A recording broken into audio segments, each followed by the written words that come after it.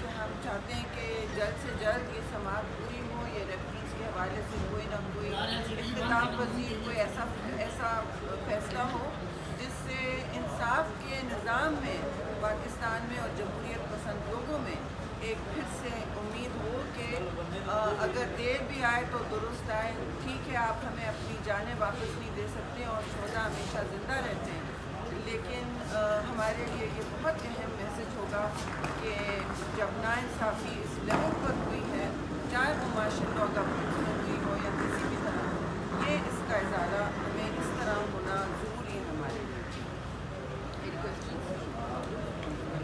دیکھیں آج جس طریقے سے کل بھی سپریم کورٹ کی ہیرو بھی آج بھی ہیئرنگ ہے، اور ہم اس امید سے پاکستان پیپلز پارٹی اور پاکستان کی عوام کہ شہید ذوالفقار علی بھٹو کا جو عدالتی قتل ہوا ہے، جو تاریخ میں ایک سیاہ باب لکھا گیا تھا، اس کی درستی ہوگی، تاریخ درست ہوگی، اور انشاءاللہ تعالی جو ہے وہ پاکستان کی عوام کی، جمہوریت کی اور عدلیہ کی میں سمجھتا ہوں کہ وہ ایک فتح کا دن ہوگا جب کی تاریخ درستی ہوگی.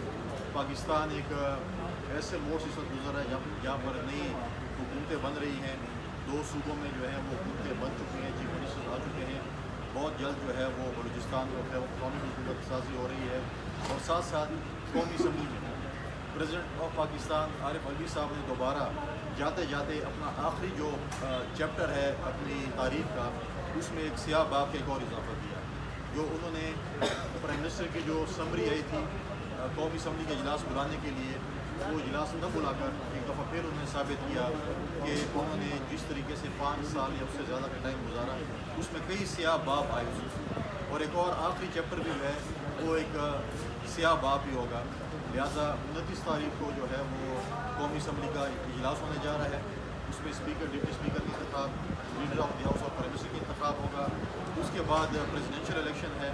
پریزیڈینشیل الیکشن کے بعد جو ہے ہمارے جو گورنرز ہیں ان کا انتخاب ہوگا، اور پھر اس کے بعد جو ہے چیئرمین سینٹ آئے گی، اور پھر چیئرمین سینٹ کا انتخاب ہوگا.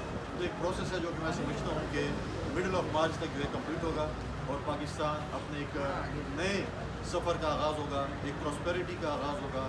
اور ہم اپنی اپوزیشن سے بھی یہ کہیں گے کہ پاکستان کی مستقبل کے لیے، پاکستان کی تاریخیں دور کرنے کے لیے حکومت سے ملیں، تاکہ ہم پاکستان کو ایک اچھے ٹریک پر چڑھائیں اور اس جو ہے اجالے کی طرف جو ایک سفر ہے اس کو شروع کریں. شکریہ.